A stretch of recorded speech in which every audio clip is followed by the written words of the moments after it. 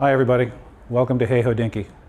I've been doing this for years and quite frankly there's no question you can ask me that I haven't already heard and answered 1,000, nay, 1,000,000 times. And yet here I am on camera like Sisyphus with his rock, rolling the mass of horological inquiries uphill for all eternity.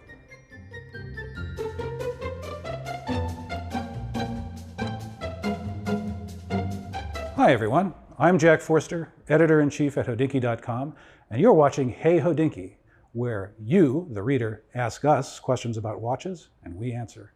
Let's get right into it. Hey HODINKEE, how should I read a reference number, and do the numerals have any rhyme or reason? I mean, the short answer to the question, which is a very interesting one, is that the numbers do actually have a rhyme and they do actually have a reason. However, it varies from one company to the next, and any given company, if it's been around for a while, has probably changed the way that it uses reference numbers over the years.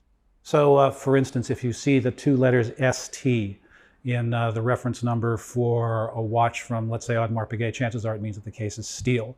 You see different numerical codes for cases, you see different numerical codes for bracelets versus straps, you see different numerical codes for whole different collections. Just to give a simple example, there's a Seiko model called the SNKL23, and SNKL is the collection, 23 is the model in that particular collection, and K means that it's not manufactured in Japan, but manufactured in one of Seiko's companies outside Japan. And they can be a fascinating thing to study, but because they do change so much from one company to the next, and because conventions vary from one company to the next, the greatest use that they have for an enthusiast is just helping us keep track of which model that we're talking about, helping us be specific about which model we're talking about.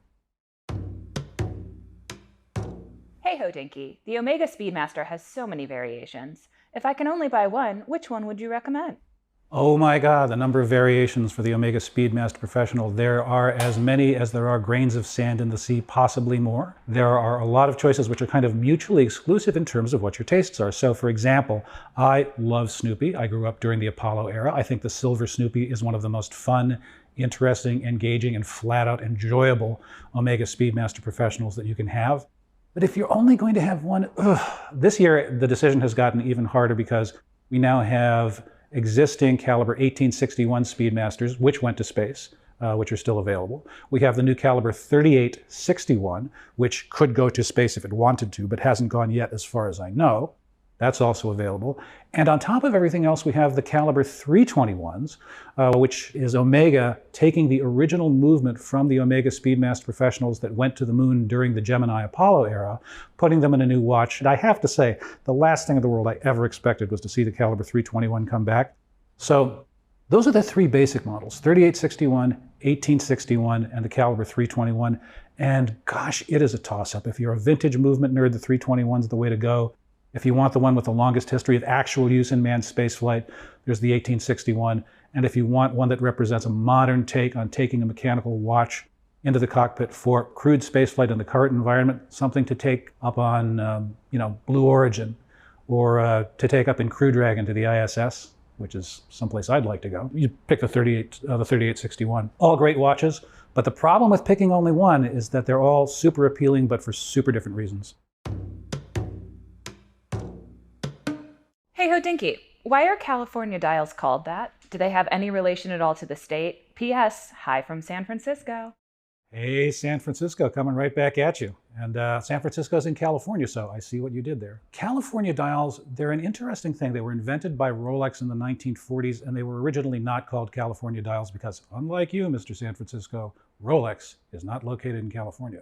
They were called error-proof dials, and I'm pretty sure somebody out there has some reasonable guess or some reasonable information as to why they're called error-proof dials. I'm not really sure. To me, having Roman numerals on half the dial, Arabic numbers on the other half, and bar markers at the quarters does not make for a more error-free reading the time experience, but that is the actual original name for so-called California dials. Now, the story goes that the reason they came to be called California dials was because there was a dial refinisher out in California, that legendary dial refinisher out in California who shall remain unnamed, was actually doing replacement dials using this particular configuration with the Roman numerals up top, Arabics on the bottom, and bar markers at the quarters. And they have been called California dials by collectors ever since, even though they were born from a place as far, maybe not physically, but as far spiritually from California as you can possibly imagine.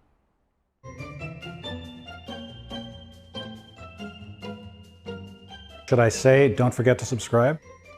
And don't forget to like and subscribe. Oh God, what will it become?